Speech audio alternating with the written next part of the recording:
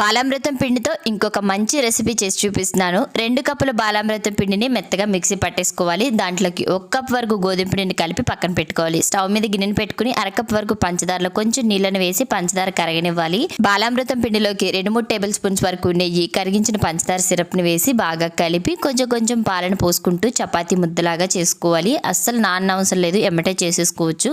ఇప్పుడు చపాతీ లాగా కొంచెం మందంగా చేసుకుని నచ్చిన షేప్ లో అయితే కట్ చేసుకోవడమే. నేనైతే ఇక్కడ రౌండ్ షేప్ లో కట్ చేస్తున్నాను, చూడడానికి కూడా బాగుంటుందని. ఈ రోజు నేను వేసుకున్న ఈ జ్యువెలరీ అనికాస్ ఫ్యాషన్ జ్యువెలరీ అనే ఇన్స్టాగ్రామ్ పేజ్ వాళ్ళు పంపించారు. అసలు ఎంత ప్రీమియం క్వాలిటీ ఉన్నాయో జ్యువెలరీ, నెక్ సెట్ అన్ని కూడా. నేను పెట్టుకున్న ఈ నెక్ సెట్ వచ్చేసి మొత్తం ముత్యాలతో గోల్డ్ ఫినిషింగ్ ఇచ్చారు.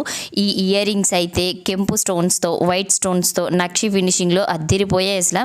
ఈ కడియం టైప్ బ్యాంగిల్ గాడ్ మోటివ్స్ తో నక్షి కడియం, అసలు సైజ్ తో పని లేదు, ఎవరికైనా సరే కరెక్ట్ గా ఫిట్ అయిపోతుంది. ఎంత క్యూట్ గా ఉందో. అలాగే ఈ ఇయర్ రింగ్స్ కూడా చాలా బాగున్నాయి. ఇలాంటివి మరెన్నో కలెక్షన్స్ ప్రీమియం క్వాలిటీలో రీజనబుల్ ప్రైజెస్ లో వీళ్ళ పేజ్ లో ఉన్నాయి.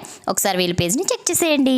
పిండిని మనకి నచ్చిన షేప్ లో కట్ చేసుకున్న తర్వాత ప్యాన్ లకి కొంచెం నెయ్యి వేసి ఇవన్నీ కూడా పెట్టేసి 2 వైపులా కూడా మంచిగా ఫ్రై చేసి తీసేసుకోవడమే. చాలా సింపుల్ గా అయిపోతుంది. టేస్ట్ అయితే చాలా బాగుంటుంది. పిల్లలు నార్మల్ గా పిండి పెడితే తినరు కాబట్టి ఇలా ట్రై చేసి పెట్టండి. రెసిపీ నచ్చింది కదా, మరి లైక్ చేసేయండి.